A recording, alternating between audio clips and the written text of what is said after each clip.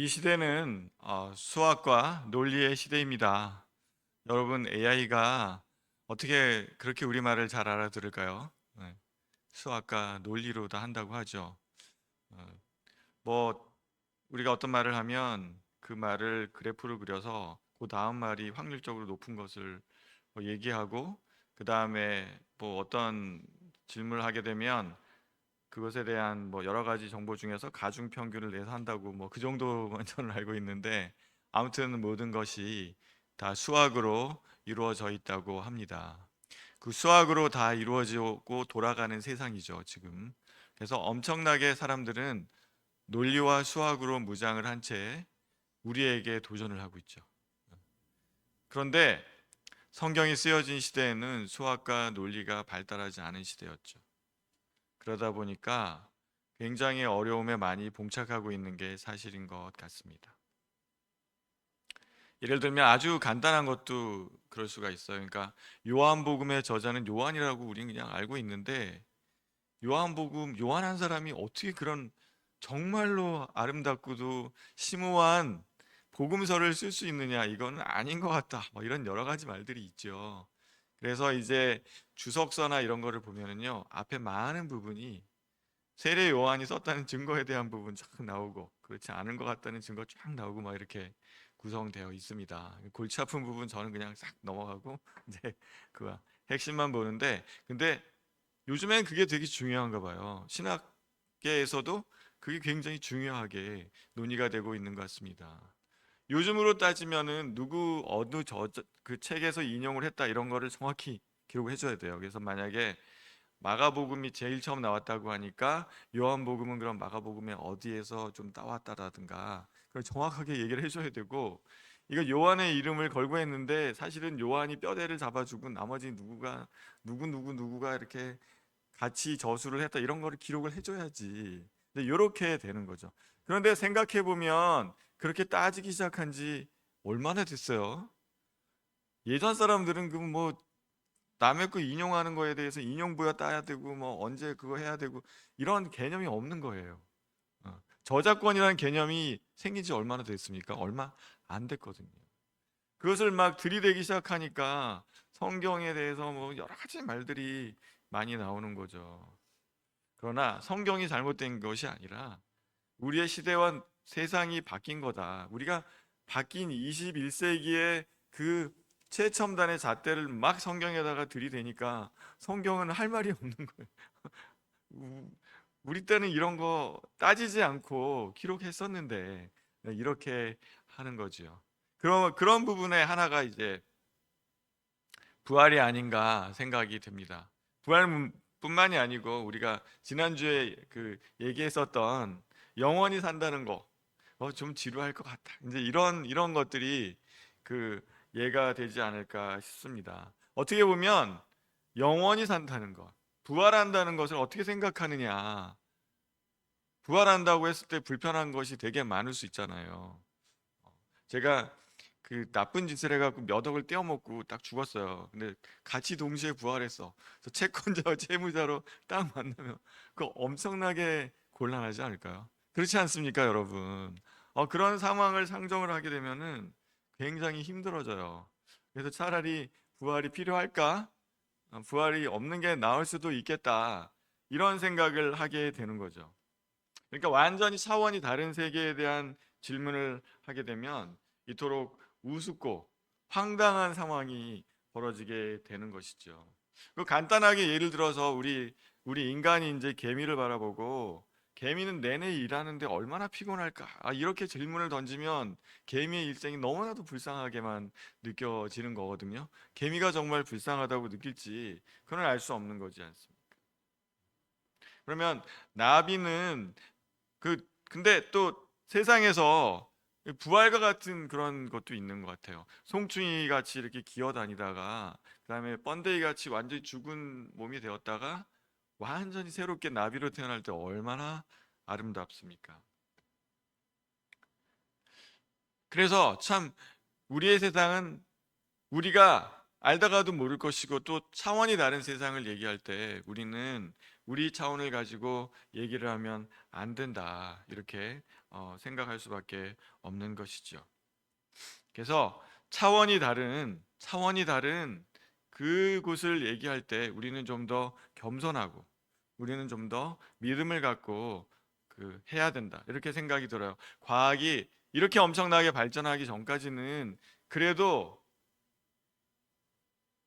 성경 앞에서 겸손하자, 하나님의 능력 앞에서 겸손하자, 이런 말이 통했던 것 같은데 요즘은 그조차도 그 말을 얘기하고 있는 성경조차 막 응? 이게 뭐 이게 저자가 요한 맞아? 뭐 이렇게 그 무식쟁이 요한이 이렇게 아름다운 글을 썼다는 걸 인정할 수 없어.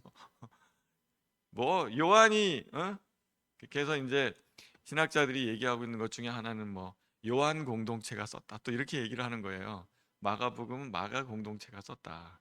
그럼 어찌 알겠습니까? 뭐 그 시대 사람들에게는 그게 아무런 문제가 안 되는데, 요한복음 해도 아무 문제가 안 되는데 우리가 이제 시비가 붙는 것과 같이 우리가 알 수 없는 많은 세계에 대해서 우리는 좀 더 겸손할 필요가 있다, 이런 생각을 하게 되는 것입니다.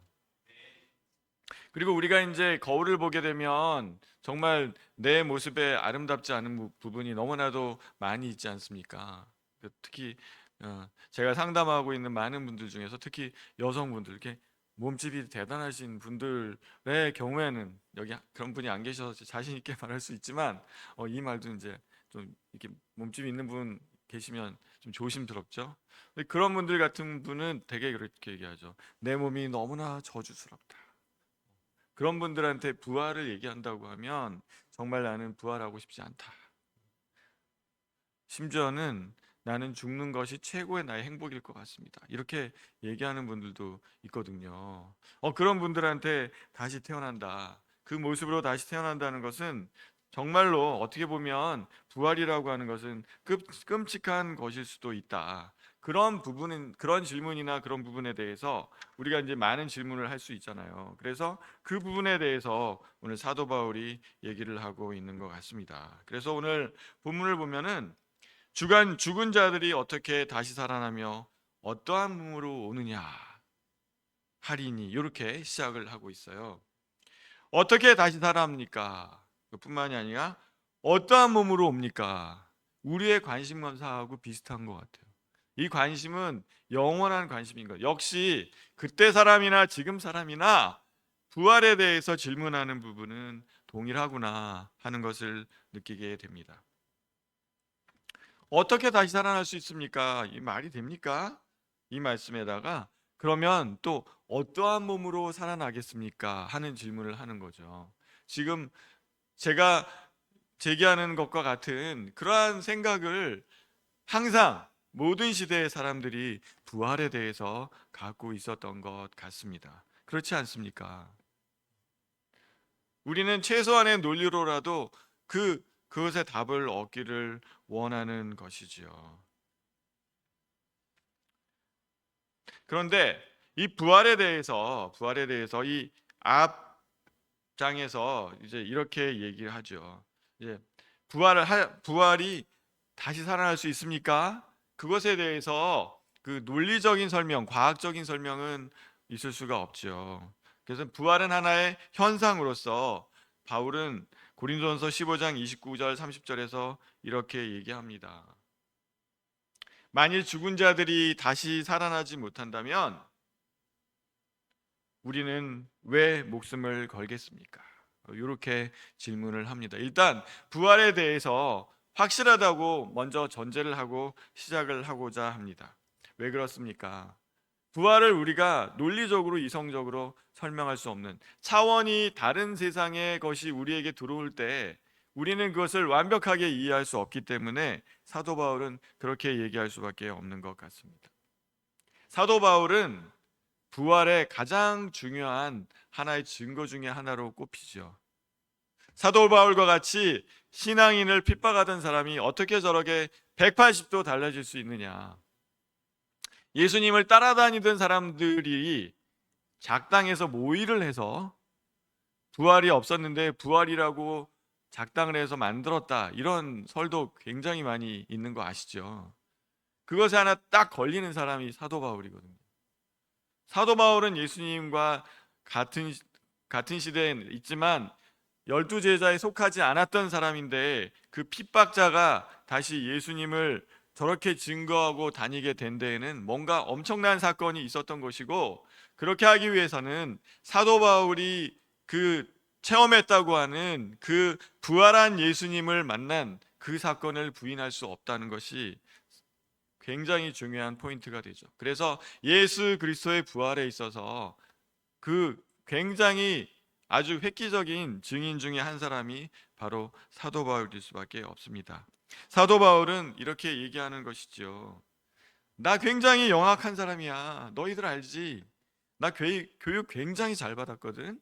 나는 로마인이기도 하면서 헬라어도 유창하게 구사하고 헬라어와 히브리어를 유창하게 구사하는 사람이면서 나는 헬라 문화도 헬라 철학도 잘하는 사람이지. 나는 그리고 성경에 대해서도 내가 처음부터 끝까지 줄줄줄 외울 정도로 나는 성경에도 굉장히 박식한 사람이야. 나는 유대인 중에서 거의 천재급으로 알려진 사람인 거 여러분 다 알지요? 이렇게 얘기하고 있는 거라고 생각이 듭니다. 나 굉장히 논리적이고 굉장히 머리 좋은 사람이야. 나는 헬라 철학의 논리와 그것을 다 배우고 꿰뚫은 사람이야. 나는 다소에서 태어났거든. 이렇게 얘기하면서 나는 영약한 사람인 거 알지? 나 머리 좋은 사람인 것도 알지? 그런데 그 영악한 내가 목숨을 걸고 부활을 증거한다면 여러분 한번 믿어볼 수 있지 않겠습니까? 이렇게 얘기하는 거라고 생각이 됩니다. 나는 결코 바보가 아닙니다. 나는 결코 제자들에게 현혹되어서 그들에게 현혹되어서 내가 머리가 돌아가지고 부활을 주장하는 것이 아닙니다. 이렇게 얘기하고 있는 것 같습니다. 그래서 사도 바울이 부족하지만 우리의 논리로, 우리의 이성으로, 우리의 말로 설명하는데 한계가 있지만 부활이 어떤 것인지에 대해서 얘기를 하고 있습니다. 일단 어떻게 살아나느냐, 부활은 죽은 자들이 어떻게 다시 살아나느냐에 대해서 한 가지 질문과 또 어떤 몸으로 오느냐에 대한 두 가지 질문에 대해서 답변을 나름대로 하고자 하는 것이죠.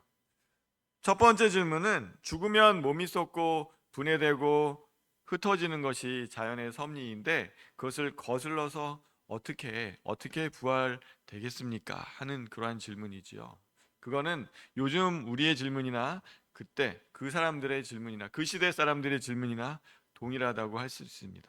어쩌면 우리가 굉장히 논리적이고 철학적이고 아는 것이 많다고 생각하지만, 그러나 그 당대의 귀족층 그리고 지식인층의 그 배움의 수준이라는 것은 우리보다 훨씬 높을 수도 있지 않았을까 하는 생각도 하게 됩니다. 우리 집중력 굉장히 짧고요. 우린 고전도 읽지 않고요. 우리는 유튜브와 뭐 이런 거에 순간순간 짧게나마 많은 것을 알고 있다고 생각하지만, 그 깊게 아는 부분에 있어서 당대의 그 지식인들한테는 못 따라가지 않을까 이런 생각이 들어요. 그렇지 않습니까? 우리 과거 고대 사람들 무시하면 안 돼요. 그렇죠? 노노 맹자 이런 거 한번 보세요. 그 얼마나 어려운지. 정말 어렵습니다. 그거를 공부를 했어요, 그 사람들이. 그래서 그 사람들이 무식하고, 요즘은 과학이 발전해서 요즘은 부활을 믿을 수 없고 그때 사람들은 믿을 수 있다는 것은 아니라고 생각이 듭니다. 그래서 바울이 씨앗을 예로 들고 있습니다. 여러분, 씨앗을 보십시오. 씨가 땅에 떨어져 죽는 것 같은데 거기서 완전히 새로운 생명체가 솟아나는 것을 보십시오. 이렇게 얘기하고 있습니다. 심어진 것은 그 씨앗이고 거기에서 이어져 나왔다는 그 연속성이 있지만, 그러나 완전히 다른 형태로 태어난다는 불연속성이 있다. 부활도 연속성과 불연속성이 있습니다. 그렇게 얘기를 하고 있는 것이지요. 그리고 또 어떤 몸으로 오느냐에 대해서는 하나님이 그 뜻대로 형태를 주신다. 이렇게 얘기하고 있습니다. 부활은 그냥 상상이 아니고, 부활은 부족한 우리가 생각할 때 한계가 있고, 부활에서 생기는 많은 논리적인 모순이 있다고 생각하는 것을 훨씬 뛰어넘는 하나님께서 만들어 주는 것이기에 여러분이 걱정할 것이 아닙니다. 이렇게 얘기하는 것 같아요. 사람의 살이 다르고 짐승의 살이 다르고 새의 살이 다르고 물고기의 살이 다른 것처럼 하늘의 형체와 땅의 형체가 다른 것이다. 저는 예수 그리스도께서 부활하셨을 때 그 옷이 이 세상에 빨래하는 자가 그렇게 희귀할 수 없을 만큼 매우 휘어졌다는 그 말씀, 그 포인트 하나에 부활의 몸이 갖는 영광스러운 모습을 비춰주고 있다고 생각을 합니다. 우리가 상상할 때는 부활하면 여러 가지 문제가 있고, 내가 뚱뚱한 사람인데 뚱뚱하게 태어날 걸 걱정하고, 내가 키가 작은데 키가 작을 거를 걱정하고, 내가 얼굴이, 그리고 내가 이렇게 허리가 굽었는데 이 몸으로 태어날 거를 걱정하는데, 그런 걱정을 할 필요가 없다는 것이죠. 해와 해의 영광이 다르고 달의 영광이 다르고 별과 별 사이의 영광이 다르듯이 하나님께서 최적의 상황으로 우리를 빚어내어서 다시 부활시켜 주시는 것이 아닐까 하는 생각을 하게 됩니다. 예수를 부활체를 생각해 보면 예수님의 연속성이 있어요. 예수님의 못자국과 창자국, 그 다음에 목소리와 말씀의 방식, 그리고 함께 식사하시는 것, 이런 영속성을 갖고 계셨지만 또 불연속적인 면이 있습니다. 예수께서 문을 다 닫았는데 통과해서 들어오셨죠. 그 다음에 순간적으로 얘기하시다 또 사라지기도 하시고, 또 원할 때 나타났다가 사라지는 그런 모습을 갖고 계십니다. 부활이라는 것은 연속성과 불연속성이 있는 것 같습니다. 채권자와 채무자의 관계에서 만났다면 정확히는 모르겠어요. 불연속성이었으면 좋겠죠. 아마도.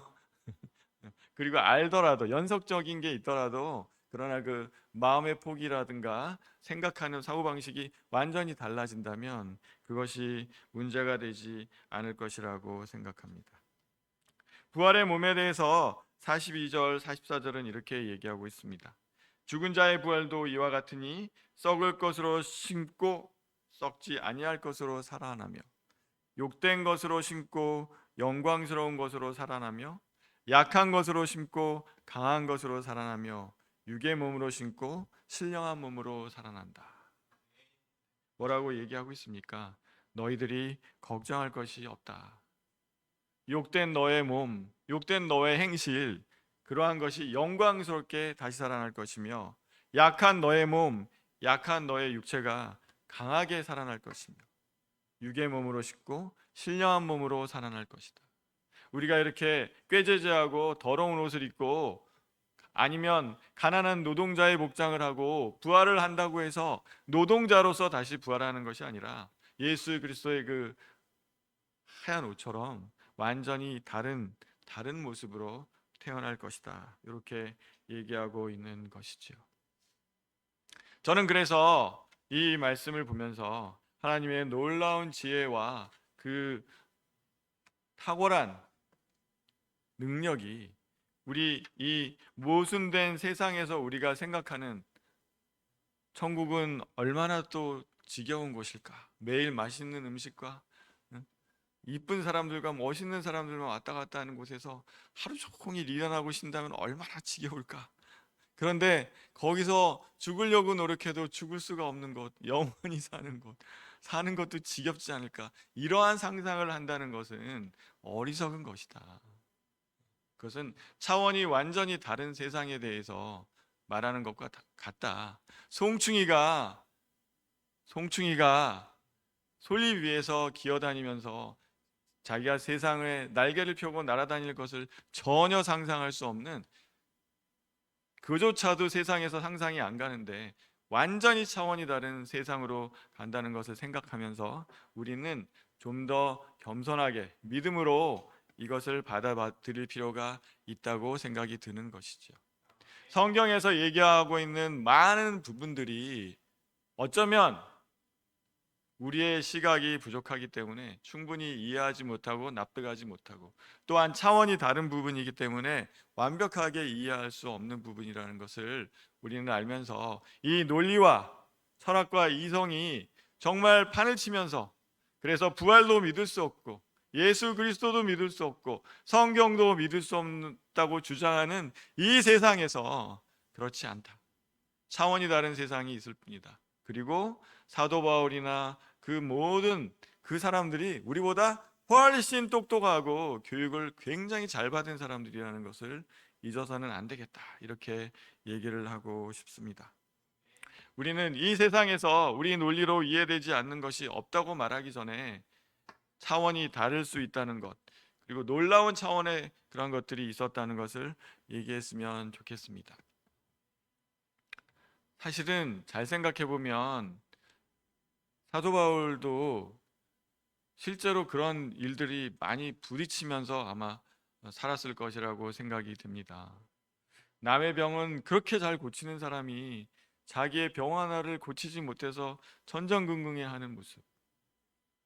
때로는 감옥에서도 모든 족쇄가 다 풀려서 우리 옥문이 열려서 나왔던 사람이 어떻게 해서 이 목에 목이 잘려서 죽는 그 형을 당할 수밖에 없었을까? 그 부분에 우리는 이상하다, 그런 생각이 들지 않습니까? 그 질문이 많이 들어가고 있죠. 예수님께서 그 많은 사람을 고치시고 해방시키셨는데 왜 너는 십자가에서 내려오지 못하냐? 너 이상하다.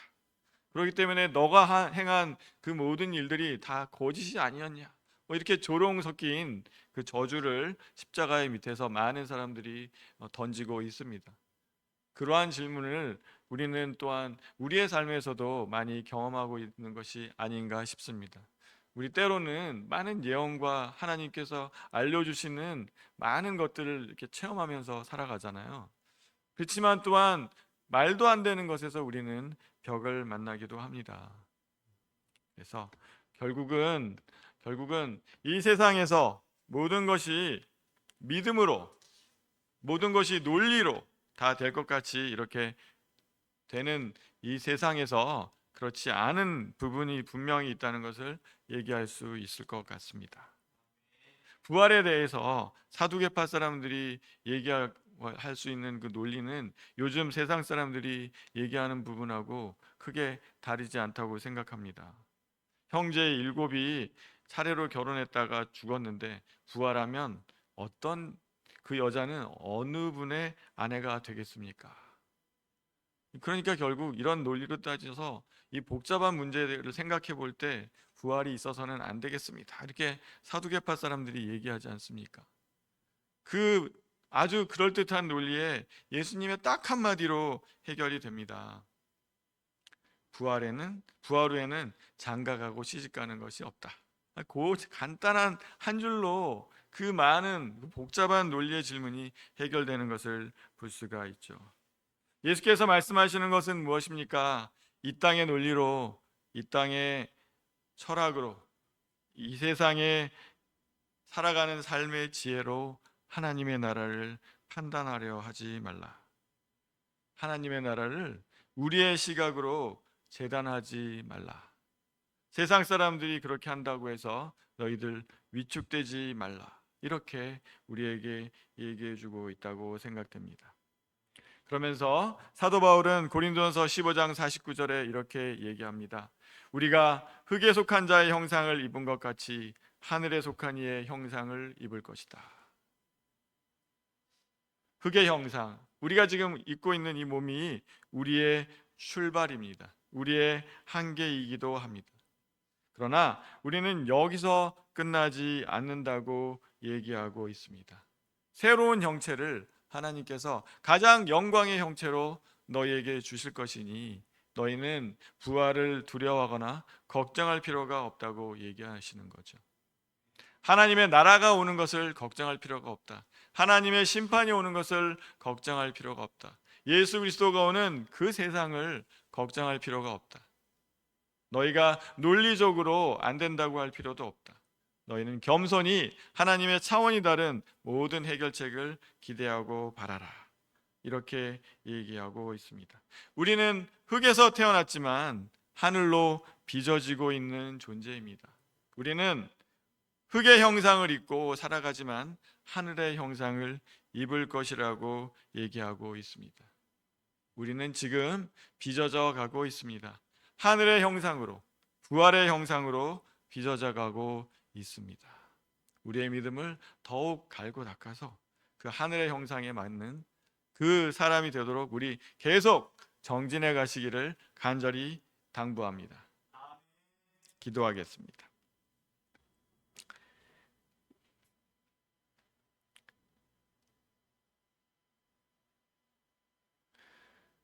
은혜와 사랑이 많으신 아버지 하나님, 세상의 발전과 과학기술의 발전과 그리고 세상의 문명의 발전이 우리를 위축되게 하고 우리를 힘들게 할 때가 너무나 많이 있습니다. 세상의 논리와 잣대로 성경의 오류까지 집어내려고 하는 그런 많은 시도까지 있는 세상에 우리는 살고 있습니다. 성경의 저자들까지 의심하며 비평을 들이대는 또 세상의 무서운 학문의 발전이 있습니다. 그러다 보니 많은 신앙인들이 믿음이 흔들리고 많은 젊은이들이 교회를 떠나는 이러한 작금의 현실 가운데 주님, 그러나 하나님께서 사도 바울을 통해서 말씀하신 바 이 지혜를 가지고 세상의 지혜로 말하면 내가 누구에게도 뒤질 것이 없다고 하는 사도 바울 그분을 통해서 부활의 확신함을 얘기하고 있습니다. 주님, 우리 또한 사도 바울과 같이 우리의 삶의 체험 가운데 오신 놀라운 하나님에 대한 믿음을 갖게 된 그 순간을 잊지 않고 세상 도전에 맞설 수 있도록 인도하여 주시옵소서. 세상의 논리로 부활과 영생에 대한 도전해 오는 많은 말들에 대해서도 우리가 담대하게 말할 수 있도록 하나님 인도하여 주시고 함께하여 주시옵소서. 세상의 과학이, 세상의 문명이, 세상의 논리와 이성이 아무리 발전한다 할지라도 하나님의 놀라운 창조의 역사와 창조의 지혜에 빗댈 수 없는 것임을 우리 믿음으로 확신하며 살아갈 수 있도록 인도하여 주시옵소서. 주께서 오늘 이 시간을 함께 하시며 찬양하게 하시며 말씀을 듣게 하시며 또한 기도하게 하심을 감사드리며 우리 구주 예수 그리스도 이름으로 기도하였습니다. 아멘.